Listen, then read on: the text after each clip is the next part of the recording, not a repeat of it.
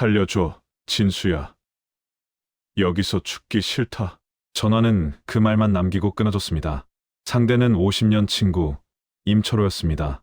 납치 피해자의 울부짖음, 폭행당한 여성의 신음, 죽음 앞에 선 사람의 절규. 30년 형사 생활 동안 수많은 비명을 들었지만 이 목소리만큼은 달랐습니다. 철호, 시장에서 생선을 팔며 평생을 살아온 그 친구, 건달 셋을 혼자 때려 눕혔던 그 친구. 그런 철호가 지금 울고 있었습니다. 사람이 정말로 무서울 때 내는 그 소리였습니다. 나는 그 순간 알았습니다. 이건 늦으면 안 되는 전화라는 걸. 나는 전화기를 쥔 채 한참을 서 있었습니다. 아내 영희가 걱정스러운 얼굴로 물었습니다. 여보, 누구 전화예요? 얼굴이 왜 그래요? 나는 대답 대신 옷을 챙겼습니다. 철호야, 내가 간다. 내 이름은 박진수, 70세. 30년간 강력계 형사로 살았습니다. 살인, 강도, 폭행, 온갖 흉악범들과 맞서 싸웠습니다. 하지만 지금 내 손은 떨리고 있었습니다. 범인을 체포할 때도 떨리지 않던 손이. 하지만 철호, 그 이름만으로도 가슴이 먹먹해집니다. 40년 전으로 돌아갑니다. 1985년 겨울. 나는 고시원 4평짜리 방에서 사법고시 책만 붙들고 살았습니다. 법학개론, 형법, 민법, 하루 16시간씩 공부했습니다. 하루에 라면 1개로 버티던 날들. 그때 철호가 나타났습니다. 새벽 4시부터 시장에서. 철호는 생선 배를 갈랐습니다. 비린내와 찬물에 손이 트고 갈라져도 철호는 멈추지 않았습니다. 그렇게 번 돈으로 내 고시원비를 대주었습니다. 진수야, 이번 달 월세 여기 있어. 공부만 해. 밥은 내가 어떻게든 해결할게. 나는 그 돈을 받으며 고개를 숙였습니다. 철호야, 미안하다. 내가 꼭 검사 되면 갚을게. 철호는 생선 비늘 묻은 손을 닦으며 웃었습니다. 갚긴 뭘 갚아. 우리 사이에. 진수야, 너는 꼭 검사 돼서 나처럼 힘없는 사람 도와라. 그게 내 소원이다. 철호의 눈은 진심이었습니다. 나는 그때 맹세했습니다. 꼭 검사가 되겠다고. 그래서 철호 같은 사람들을 지키겠다고. 그런데 1년 후 어느 날 저녁이었습니다. 시장에서 비명이 들렸습니다. 나는 책을 덮고 달려갔습니다. 그곳에는 철호가 있었습니다. 건달 3명에게 둘러싸여 맞고 있었습니다. 시장 자리 문제로 돈을 뜯으려던 놈들이었습니다. 야, 이 새끼야, 자리세 안 내고 장사하냐? 건달 하나가 쇠파이프를 들었습니다. 철호의 머리에서 피가 흘렀습니다. 그 순간 나는 고시원으로 달려갔습니다. 책상 위에 법전을 집으려다 멈췄습니다. 법은 지금 철호를 구해주지 않습니다. 나는 대신 쇠파이프를 들었습니다. 그리고 다시 달려갔습니다. 건달 하나가 철호를 발로 차고 있었습니다. 나는 그놈의 뒤통수를 쇠파이프로 쳤습니다. 쿵! 놈이 쓰러졌습니다. 나머지 둘도 때려눕혔습니다. 하지만 그 일로 경찰에 불려갔습니다. 과잉 방어, 사법고시, 응시 자격 박탈. 검사의 꿈은 그렇게 날아갔습니다. 하지만 나는 후회하지 않았습니다. 철호가 울며 사과했습니다. 진수야, 미안해. 나 때문에. 아니야. 나는 후회 안 해. 검사는 못 되지만 형사는 될 수 있어. 그것도 나쁘지 않아. 나는 그렇게 형사가 됐습니다. 책상이 아닌 현장에서, 법정이 아닌 거리에서 평생을 뛰었습니다. 철호는 늘 미안해했습니다. 진수야, 나 아니었으면 검사 됐을 텐데. 하지만 나는 진심으로 괜찮았습니다. 형사로 살며 수많은 사람을 구했습니다. 철호 덕분에 내가 여기 있다고 생각했습니다. 그런데 지금 내 검사 꿈을 지켜주려던 그 손이 이제는 살려달라며 나를 붙잡고 있습니다. 철호야, 이번엔 내가 널 구할 차례다. 40년 전처럼 늦지 않을 거야. 다음 날 아침, 나는 햇사료양원 앞에 섰습니다. 햇사료양원. 간판이 햇빛에 반짝였습니다. 깨끗한 외관, 잘 가꿔진 정원, 밝게 웃는 직원들. 겉으로 보기엔 완벽했습니다. 하지만 나는 속지 않습니다. 30년 형사 생활, 겉과 속이 다른 곳을 너무 많이 봤습니다. 자동문이 열렸습니다. 직원 하나가 다가왔습니다. 어서 오세요. 지나치게 밝은 웃음, 연습된 목소리. 형사의 본능이 경고했습니다. 여기는 뭔가 다르다. 잠시 후 원장이 나타났습니다. 김정희, 40대 중반, 명품 시계, 명품 가방. 화장은 완벽했고 웃음은 화사했습니다. 안녕하세요. 어르신 면회 오셨나요? 정부 인증 기관입니다. 어르신들, 가족처럼 모십니다. 말은 부드러웠습니다. 하지만 눈이 웃지 않았습니다. 형사 시절 이런 눈을 자주 봤습니다. 사기꾼의 눈, 사건 터지기 직전의 그 불길한 눈빛. 나는 속마음을 숨기고 웃었습니다. 친구 면회 왔습니다. 임철호, 302호. 원장의 표정이 0.1초 굳었습니다. 아, 임철호 어르신, 3층입니다. 엘리베이터를 타고 3층으로 올라갔습니다. 복도는 조용했습니다. 너무 조용했습니다. 노인 요양원 치고는 이상할 정도로. 302호. 문 앞에서 잠시 멈췄습니다. 심장이 뛰었습니다. 40년 만에 느끼는 두려움이었습니다. 철호야, 나야, 진수. 노크했습니다. 문이 열렸습니다. 그 순간 숨이 멎었습니다. 눈앞에 있는 사람이 철호가 맞나 싶었습니다. 몇 달 전까지만 해도 경로당에서 야, 이 자식아, 장기 한 판 더. 호탕하게 웃던 그 얼굴은 없었습니다. 대신 눈앞에 있는 건 20kg은 빠진 것 같은 앙상한 몸, 움푹 들어간 눈, 파리한 피부, 그리고 무엇보다 짐승에게 쫓기다 막다른 길에 몰린 겁에 질린 눈이었습니다. 철호야, 왜 말 안 했어? 아들이 보내준다며, 실버타운이라며. 진수야, 미안하다. 네가 형사인데 내가 이 꼴인 게 너무 부끄러워서. 그래도 자식 앞길 막는 아비는 되기 싫어서 참았는데 여기는 사람이 살 곳이 아니다. 철호가 울었습니다. 301호 할아버지가 묶여서 비명을 지를 때 본인도 똑같이 묶일까봐 이불 속에서 숨을 죽였다고 했습니다. 그 공포가 70 노인을 아이처럼 울게 만들었습니다. 철호의 손이 떨리며 내 팔을 잡았습니다. 진수야, 여기서 나가고 싶어. 목소리가 가늘게 떨렸습니다. 한때 건달 3명을 혼자 때려 눕힌 철호. 나를 지키려 쇠파이프를 맞던 철호. 40년 전 그 당당한 모습은 어디에도 없었습니다. 나는 철호의 손을 꽉 잡았습니다. 철호야, 내가 꼭 데려갈게. 조금만 기다려. 그때였습니다. 약 드실 시간이에요. 요양보호사가 들어왔습니다. 강민석, 30대 초반, 근육질 체격에 차가운 눈빛. 그가 들어오는 순간 철호가 사시나무 떨듯 몸을 움츠렸습니다. 강민석이 약봉지를 흔들었습니다. 임철호 어르신, 약 드실 시간이에요. 빨리 드세요. 목소리에 위협이 섞여 있었습니다. 철호는 떨리는 손으로 약을 받았습니다. 나는 강민석의 얼굴을 봤습니다. 그가 나를 보는 순간 표정이 0.5초 흔들렸습니다. 경사는 그 0.5초를 놓치지 않습니다. 이놈이 철호를 때렸구나. 본능적으로 알았습니다. 강민석이 나갔습니다. 나는 철호의 팔을 걷어 올렸습니다. 새 것부터 오래된 것까지 팔 전체가 멍투성이었습니다. 손목에는 움켜잡힌 자국. 나는 주먹을 쥐었습니다. 철호야, 누가 때렸어? 저 새끼가 때렸어. 철호가 고개를 끄덕였습니다. 눈물이 흘러내렸습니다. 말 안 들으면 때려. 약 안 먹으면 굶겨. 진수야, 나 여기서 죽을 것 같아. 나도 모르게 눈물이 났습니다. 하지만 참았습니다. 지금은 울 때가 아닙니다. 울지 마라. 네가 내 부모님 마지막 길 지켜줬지. 이제 내가 네 남은 길 지킨다. 나 전직 형사야. 내 친구 울린 놈들 내가 가만히 둘 것 같아. 철호야, 3일만 기다려. 3일 안에 데리러 올게. 내가 꼭 구해줄게. 철호가 내 손을 꽉 잡았습니다. 진수야, 고마워. 너밖에 없어. 나는 요양원을 나왔습니다. 주차장에서 한참을 섰습니다. 분노가 치밀어 올랐습니다. 40년 전 철호가 건달들에게 맞을 때도 이렇게 화가 나지 않았습니다. 그땐 내가 직접 때려 눕힐 수 있었으니까. 하지만 지금은 다릅니다. 증거가 필요합니다. 절차가 필요합니다. 하지만 나는 전직 형사입니다.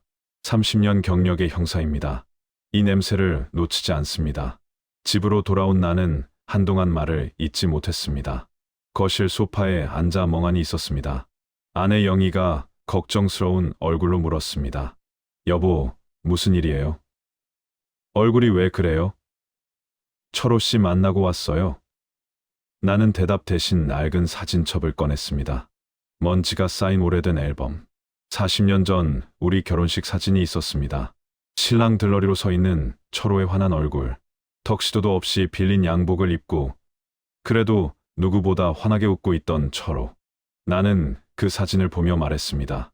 여보, 철호가 그 당당하던 놈이 요양원에서 울고 있어. 나를 보더니 살려달라고. 그 말을 하다 목이 메었습니다.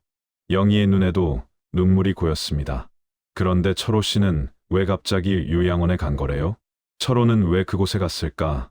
철호의 아들은 7년 전 사업에 실패하고 해외로 도피했습니다. 홀로 남은 철호는 평생 모은 전 재산을 아들의 빚을 갚는 데 썼습니다. 철호는 어느 날 욕실에서 넘어져 다리를 다쳤습니다. 누구에게도 짐이 되기 싫었던 놈은 구청에서 지원해주는 가장 저렴한 요양원을 스스로 찾아갔습니다. 친구인 내게도 아들이 보내주는 좋은 실버타운에 간다며 거짓말을 남기고 말입니다. 세상에, 우리 첫째 분유값까지 보태주던 철호 씨가요? 영희가 앨범을 넘겼습니다. 첫째 아들 100일 사진. 그 옆에 철호가 서 있었습니다. 철호 씨가 100일 선물로 금반지 사주셨잖아요. 당신 월급으로는 분유값도 빠듯했는데. 또 한 장을 넘겼습니다. 장례식장 사진. 내 아버지 장례식이었습니다. 아버님 돌아가셨을 때 철호 씨가 밤새 문상객 맞아주셨어요. 당신은 너무 슬퍼서 아무것도 못하고 있을 때 영희가 울었습니다. 그분이 지금. 영희가 내 손을 꽉 잡았습니다. 여보, 은혜 갚아야 해요. 꼭 구해내야 해요. 내가 도울 수 있는 게 있으면 뭐든지 할게요. 나는 영희를 봤습니다. 40년을 함께 산 아내. 언제나 내 편이었던 사람. 고마워. 영희야. 근데 증거가 필요해. 확실한 증거가. 영희가 고개를 끄덕였습니다. 내가 내일 시장 나가서 아주머니들한테 물어볼게요. 거기 요양보호사들 중에 시장 사람 있을지도 몰라요. 시장 아주머니들은 뭐든 다 알거든요. 다음 날 저녁, 영희가 상기된 얼굴로 돌아왔습니다. 손에는 수첩 가득 메모가 적혀 있었습니다. 숨을 헐떡이며 말했습니다. 당신 말이 맞았어요. 영희가 수첩을 펼쳤습니다. 시장 떡집 딸이 거기서 일하다가 일주일 만에 도망쳤대요. 그 애가 울면서 말했대요. 원장이 노인들한테 수면제 먹이고 식재료는 유통기한 지난 것만 골라 쓴다고. 영희의 목소리가 떨렸습니다. 그리고 말 안 듣는 노인들은 때린대요. 손목을 잡고 비틀고 팔을 꼬집고 밤에 화장실 가려고 하면 묶어놓기도 한대요. 나는 주먹을 쥐었습니다. 철호 팔에 있던 그 멍, 사고로 생긴 게 아니었습니다. 영희가 계속 말했습니다. 그 애가 복지부에 신고하려고 했는데요. 원장이 협박했대요. 내가 여기서 본 거 말하면 너희 집 떡집 장사 못하게 만들겠다고. 그래서 무서워서 그냥 도망쳤대요. 여보, 우리가 해야 해요. 우리밖에 없어요. 고마워, 여보. 당신 덕분에 실마리를 찼어. 이제 움직일 수 있겠어. 영희가 물어온 정보를 토대로 나는 본격적으로 움직이기 시작했습니다. 먼저 그 떡집 딸을 만났습니다. 20대 초반의 젊은 여성. 이름은 김소희. 카페에서 만난 그녀는 눈이 부어 있었습니다. 저 정말 무서웠어요.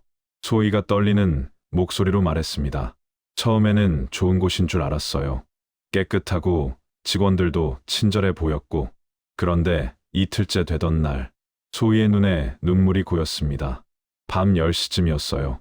노인 한 분이 화장실 가고 싶다고 하셨는데 원장님이 수면제를 먹이더라고요. 조용히 자라면서 그분이 안 졸려요라고 하시니까 원장님이 팔을 비틀었어요. 약 안 먹으면 내일 밥 없어라고. 소희가 흐느꼈습니다. 저는 아무것도 못했어요. 무서워서. 나는 소희의 어깨를 두드렸습니다. 괜찮아요. 당신 잘못이 아니에요. 지금이라도 말해줘서 고마워요. 혹시 증거가 될 만한 게 있나요? 소희가 핸드폰을 꺼냈습니다. 이거 몰래 녹음한 거예요. 원장님이 보호사들이랑 하는 얘기. 녹음 파일을 재생했습니다. 원장 김정희의 목소리가 흘러나왔습니다. 차갑고 계산적인 목소리였습니다. 강 선생, 요양원은 호텔이 아니야. 서비스 타령하지 마. 여기는 효율이 생명이야. 노인네들 밤에 잠 안 자고 돌아다니면 인건비만 더 들어. 수면제 먹여서 재우는 게 본인들한테도 편한 거야. 그게 우리 요양원이 업계의 최저가를 유지하는 비결이라고. 보호사 강민석의 목소리가 이어졌습니다. 맞습니다. 원장님. 말 안 듣는 노인들 일일이 상대하다간 우리 직원들 다 그만둡니다. 길을 좀 죽여놔야 통제가 되죠. 그래야 사고도 안 나고요. 원장이 웃었습니다. 그래, 착한 어르신들만 있으면 우리도 편하지.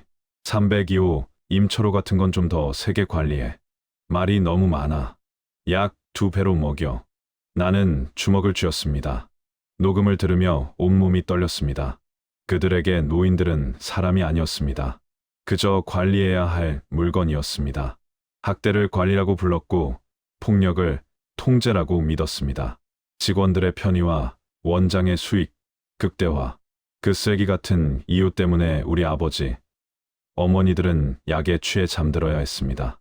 소희 씨, 이 녹음 파일 제게 보내주실 수 있나요? 그리고 혹시 다른 증거도 있나요? 소희가 고개를 끄덕였습니다. 네, 사진도 몇 장 찍었어요. 식당 창고에 있던 유통기한 지난 식재료들, 그리고 약품 보관함도. 소희가 사진들을 보여줬습니다. 2022년에 유통기한이 지난 통조림, 2021년산 냉동고기, 라벨이 지워진 약품들, 모두가 증거였습니다. 하지만 아직 부족했습니다. 결정적인 한 방이 필요했습니다. 혼자서는 한계가 있었습니다. 나는 가장 믿음직한 후배에게 전화를 걸었습니다. 현재 강력계 팀장 강대협. 내 밑에서 10년을 구른 놈입니다. 전화벨이 울렸습니다. 대여봐, 나다 박진수. 전화 너머로 반가운 목소리가 들렸습니다. 어이구, 선배님. 웬일이십니까? 요즘 바둑이나 두시지. 왜 전화를? 바둑판보다 더 구린 판을 찾았다. 햇사료양원. 여기 장부랑 CCTV 좀 따야겠어. 영장 나올 때까지 못 기다린다. 전화 너머로 잠시 침묵이 흘렀습니다. 강 팀장의 목소리가 진지해졌습니다. 선배님, 개인적인 일이시죠? 50년 친구야. 날 위해 자기 꿈 포기한 놈. 40년 전에는 내가 쇠파이프 들고 그놈 구했어. 이번엔 법으로 구해야 해. 강 팀장이 한숨을 쉬었습니다. 선배님이 움직이실 정도면 확실한 거네요. 알겠습니다. 제가 뒤에서 지원하겠습니다. 그런데 선배님도 아시잖아요. 요즘 내사가 얼마나 까다로운지. 확실한 물증 하나만 더 잡아주십시오. 그래야 윗선도 움직입니다. 알았다. 3일 안에 증거 잡아줄게. 대여봐 고맙다. 선배님, 은혜 잊은 적 없습니다. 10년 전 제가 신참일 때 선배님이 총 맞으면서까지 절 구해주셨잖아요. 끝까지 함께하겠습니다. 전화를 끊고 나는 낡은 형사수첩을 펼쳤습니다. 30년 전 첫 출동 때부터 써온 수첩, 가죽이 닳고 모서리가 해진 수첩, 수많은 사건들이 적혀 있었습니다. 마지막 페이지에 적었습니다. 햇사료양원, 임철호 구출작전. 다음 날 새벽 4시, 철호가 생선배를 가르던 그 시간, 나는 요양원 뒷마당 쓰레기 더미를 뒤지고 있었습니다. 차가운 새벽 공기, 쓰레기 냄새, 70살 노인이 쓰레기를 뒤지는 모습, 초라했습니다. 하지만 멈출 수 없었습니다. 무릎이 욱신거렸습니다. 허리가 아팠습니다. 손이 시렸습니다. 하지만 계속 뒤졌습니다. 형사생활 30년, 쓰레기는 거짓말을 안 한다는 걸 압니다. 사람은 거짓말을 합니다. 서류는 조작할 수 있습니다. 하지만 쓰레기는 정직합니다. 1시간, 2시간, 찾았습니다. 비닐봉지 하나, 안에 가득 찬 약 봉투들, 수면제, 신경안정제, 진정제, 환자 명단에도 없는 과다 투약의 흔적들, 계속 뒤졌습니다. 또 다른 봉지, 유통기한 3년 지난 식재료, 포장지들, 썩은 냄새가 났습니다. 그리고 하나 더, 장부에도 없는 약품 구매 영수증들. 모두 원장 김정희 명의였습니다. 사진으로 하나하나 남겼습니다. 손이 떨렸지만 정확하게 찍었습니다. 이틀째 밤, 나는 다시 요양원으로 갔습니다. 이번에는 잠입이었습니다. 뒷문, 직원용 출입구, 비밀번호가 필요했습니다. 낮에 미리 확인해뒀습니다. 직원들이 누르는 걸 봤습니다. 어이없었습니다. 나는 버튼을 눌렀습니다. 삐, 문이 열렸습니다. 헛웃음이 나왔습니다. 어르신 인생은 감옥처럼 가둬놓고 자기들 문은 이렇게 열어둡니다. 보안의식이 없는 게 아닙니다. 오만한 겁니다. 우리는 절대 걸리지 않는다는 오만함. 계단을 올랐습니다. 3층. 숨이 찼습니다. 무릎이 욱신거렸습니다. 70살의 몸은 예전 같지 않았습니다. 하지만 멈추지 않았습니다. 철호야, 기다려라. 원장실. 문을 열었습니다. 잠겨 있지 않았습니다. 이것도 오만함이었습니다. 책상 위에 서류들이 쌓여 있었습니다. 급식비 장부, 약품 구매 내역. 하나하나 사진으로 찍었습니다. 컴퓨터를 켰습니다. 비밀번호, 생년월일 확률이 높았습니다. 원장 김정희, 1978년생. 틀렸습니다. 다시 시도했습니다. 들어가졌습니다. USB를 꽂았습니다. 파일들을 복사하기 시작했습니다.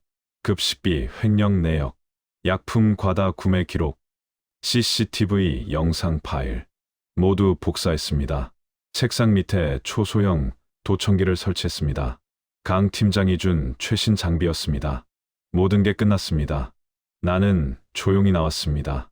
이 오만함이 오늘은 증거가 됩니다. 사흘째, 카페에서 노트북을 켰습니다. 도청기가 작동하고 있었습니다. 오전 10시, 원장실에서 대화 소리가 들렸습니다. 원장 김정희의 목소리였습니다. 어이, 김 사장. 이번 달 식자재는 좀 더 싼 걸로 보내. 유통기한 임박한 거 상관없어. 노인네들 입맛이 어딨어. 그냥 배만 채우면 되지. 아, 그리고 수면제 재고 떨어졌으니까 내일 당장 채워놔. 밤에 조용해야 우리도 쉬지. 녹음 버튼을 눌렀습니다. 모든 대화가 기록됐습니다. 오후 2시, 또 다른 통화. 네, 복지부 실사요? 괜찮아요.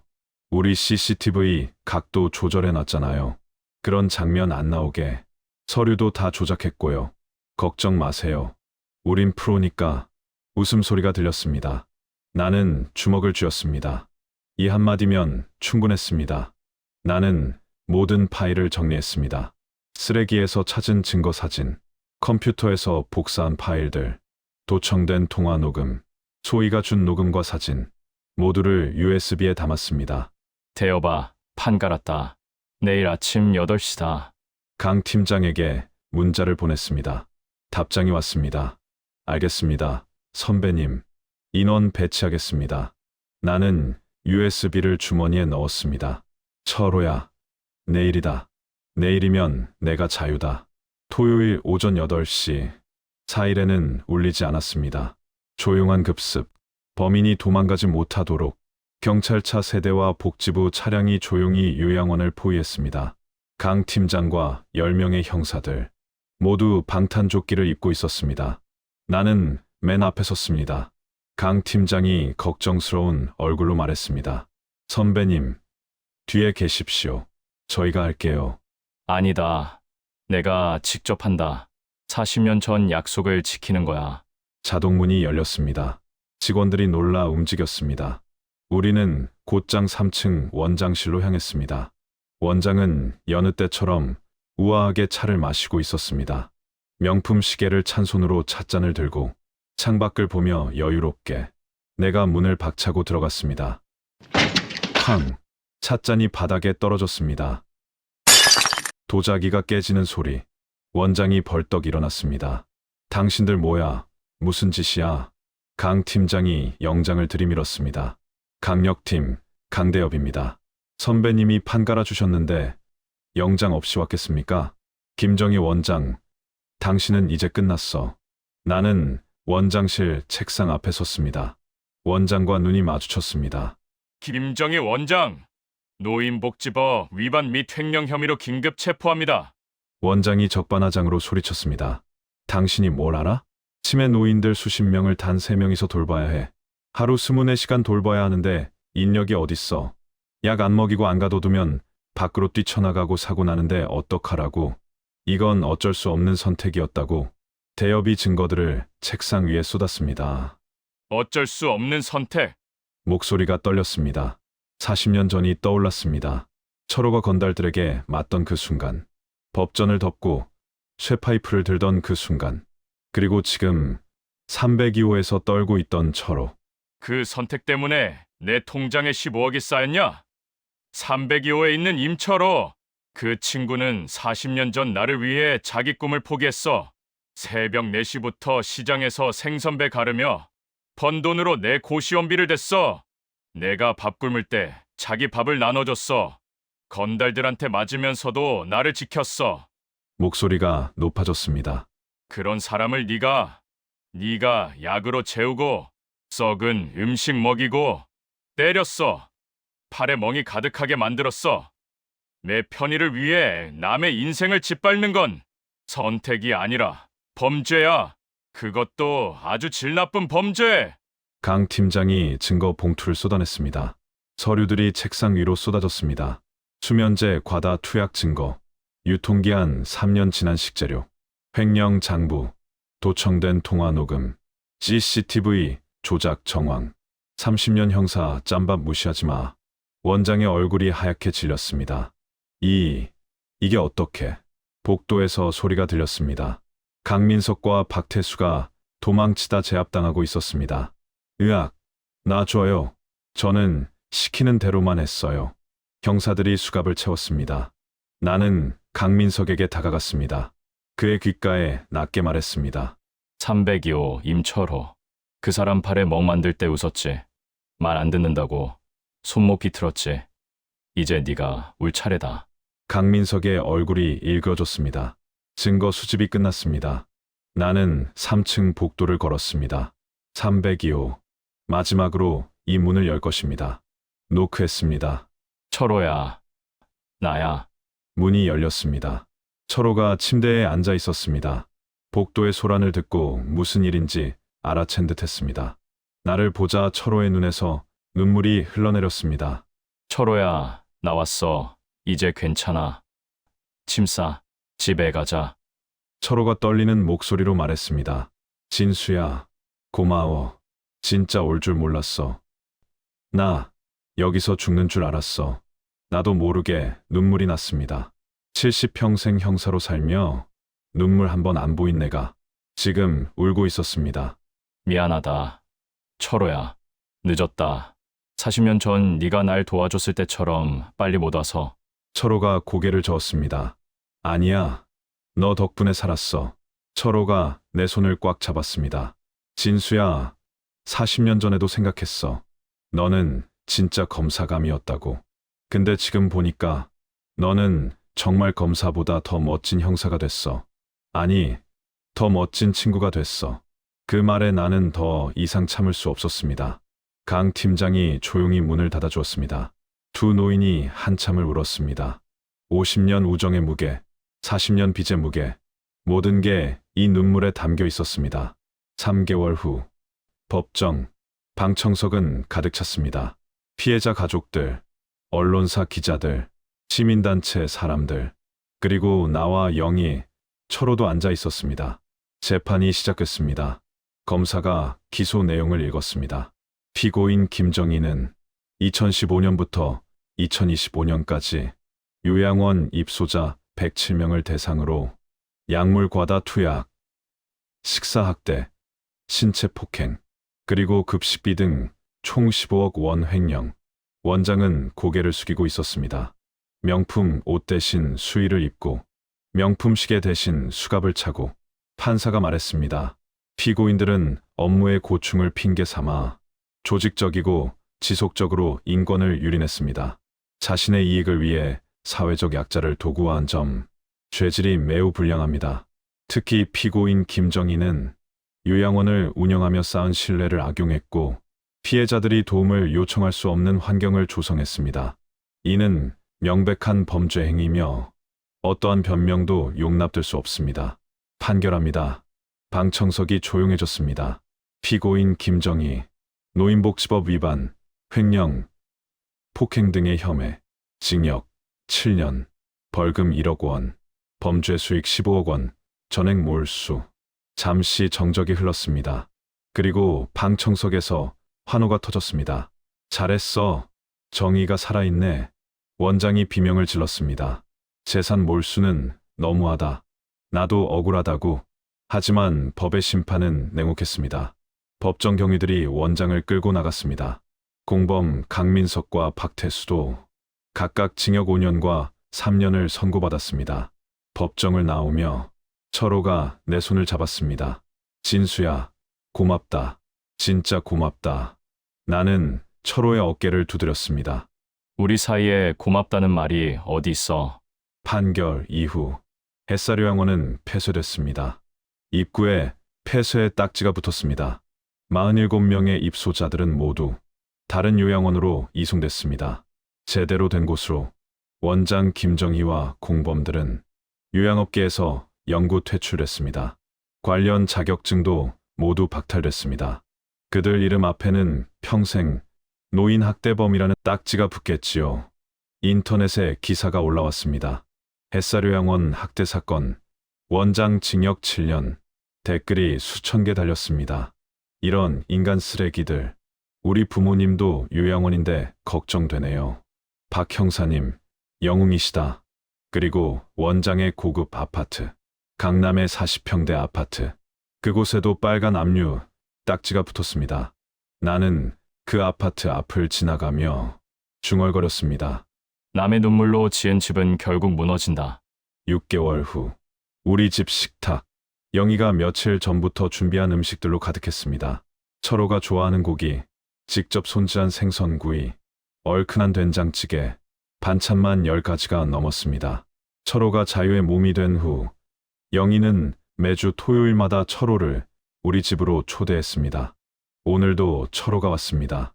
예전처럼 호탕하게 웃으며 영희 씨, 뭘 또 이렇게. 영희가 철호의 손을 꽉 잡았습니다. 철호 씨, 많이 드세요. 살 좀 찌우셔야 해요. 영희의 눈가가 붉어졌습니다. 철호가 수저를 들다 말고 고개를 숙였습니다. 영희 씨, 고맙습니다. 진짜 고맙습니다. 제가 뭐라고 이렇게. 나는 철호의 어깨를 두드렸습니다. 야, 울지 마. 이제 시작이야. 우리 매주 이렇게 모여서 밥 먹자. 바둑도 두고 예전처럼. 철호가 눈물을 닦으며 고개를 들었습니다. 예전처럼 호탕하게 웃으며 말했습니다. 진수야, 너 바둑 나한테 이긴 적 있어? 영희가 미소 지으며 말했습니다. 철호 씨, 이제 우리 집 옆으로 이사 와요. 제가 알아봤어요. 깨끗한 원룸 하나. 집주인이 제 시장 단골이라 싸게 해줬어요. 이제 매일 같이 밥 드실 수 있어요. 그 말에 철호가 또 눈물을 글썽였습니다. 영희 씨, 제가 뭐라고. 월세는 제가 낼게요. 시장에서 일자리 하나 구했어요. 영희가 고개를 저었습니다. 아니에요. 당연한 거예요. 40년 전 철호 씨가 우리 가족 살렸잖아요. 첫째 분유값, 둘째 학원비, 아버님 장례식 때도. 이제 우리가 진짜 가족이에요. 철호가 눈물을 흘렸습니다. 나도 모르게 눈시울이 뜨거워졌습니다. 세 사람이 손을 맞잡았습니다. 50년 우정, 진짜 가족. 에필로그, 정의는 계속된다. 어느 일요일 오후, 철호와 바둑을 두고 있었습니다. 창밖으로 햇살이 들어왔습니다. 평화로운 시간이었습니다. 그때 전화벨이 울렸습니다. 낯선 번호였습니다. 박 형사님, 안녕하세요. 저는 부천시에 사는 김미숙이라고 합니다. 형사님 사건 기사 봤어요. 혹시 옆 동네 사랑요양원도 좀 봐주실 수 있나요? 제 어머니가 거기 계신데 뭔가 이상해요. 나는 낡은 수첩을 꺼냈습니다. 30년 써온 형사 수첩. 마지막 페이지를 펼쳤습니다. 주소 알려주세요. 제가 가보겠습니다. 전화를 끊고 일어섰습니다. 영희가 걱정스러운 얼굴로 물었습니다. 여보, 또 요양원이에요? 응. 이번엔 부천. 금방 다녀올게. 영희가 한숨을 쉬며 웃었습니다. 조심히 다녀와요. 저녁엔 철호 씨 좋아하는 갈비찜 해놓을게요. 철호가 바둑알을 내려놓으며 말했습니다. 진수야, 나도 갈까? 철호가 진지하게 말했습니다. 너는 쉬어. 내가 다녀올게. 힘들면 대여비한테 연락할게. 진수야, 고맙다. 진짜 고맙다. 40년 전에도 지금도. 나는 철호의 어깨를 두드렸습니다. 강 팀장에게 문자를 보냈습니다. 대여봐, 일감 하나 더 생겼다. 부천. 곧 답장이 왔습니다.